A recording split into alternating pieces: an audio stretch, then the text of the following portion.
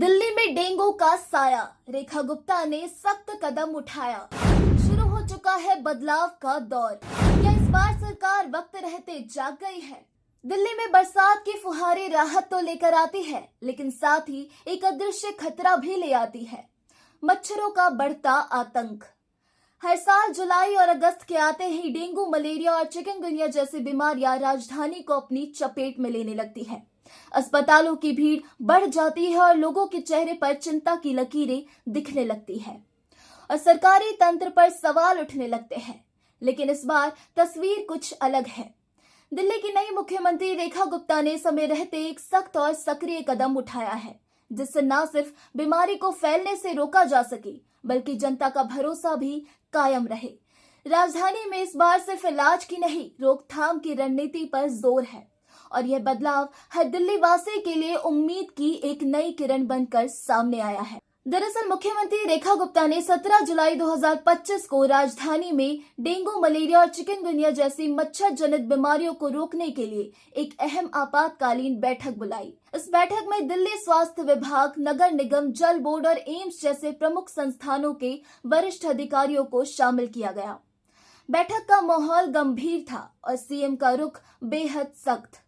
उन्होंने दो टूक कहा कि इस बार किसी भी स्तर पर कोताही बर्दाश्त नहीं की जाएगी।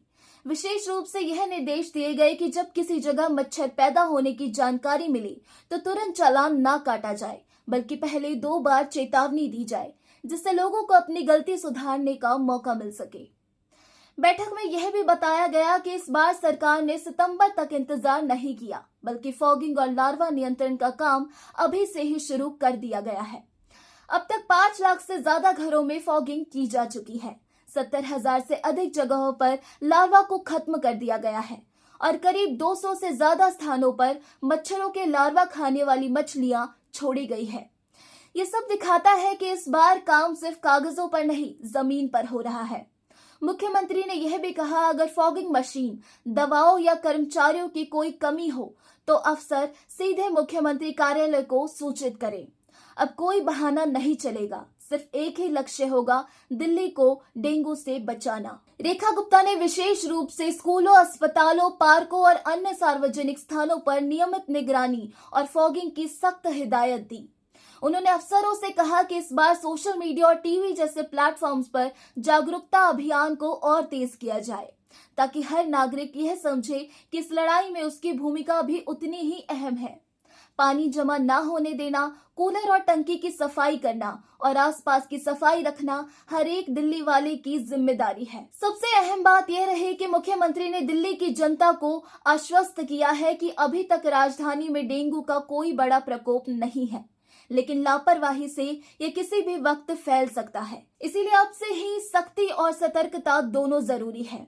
उन्होंने कहा, हम संकट का इंतजार नहीं करेंगे, हम उससे पहले ही कार्रवाई करेंगे। इस बार सरकार का रवैया साफ है। अब हालात बिगड़ने का इंतजार नहीं किया जाएगा, बल्कि पहले ही मोर्चा संभाला जाएगा। अगर दिल्ली की जनता भी इस मुहिम में भागीदारी निभाए तो यह सिर्फ एक प्रशासनिक अभियान नहीं रहेगा, बल्कि एक जन आंदोलन बन जाएगा। घर घर में सफाई, जल भराव पर नियंत्रण और सामूहिक जागरूकता की शक्ति ही वो हथियार है जिनसे इस अदृश्य दुश्मन को हराया जा सकता है। मुख्यमंत्री रेखा गुप्ता की ये पहल ये संकेत देती है कि दिल्ली अब पहले जैसी नहीं है। अब यहाँ समस्याओं पर पर्दा नहीं डाला जाएगा, उन्हें जड़ से खत्म करने की नीति अपनाई जाएगी। ये लड़ाई सिर्फ मच्छरों से नहीं, बल्कि लापरवाही, अनदेखी और निष्क्रियता के खिलाफ भी है। और जब सरकार और जनता एक साथ कदम बढ़ाते हैं तो कोई बीमारी, कोई संकट, कोई चुनौती ज्यादा देर तक टिक नहीं सकती। इस बार दिल्ली तैयार है, जागरूक भी, सतर्क भी और एकजुट भी। इस मुद्दे पर आपकी क्या राय है? कमेंट कर हमें अपने विचार जरूर बताएं।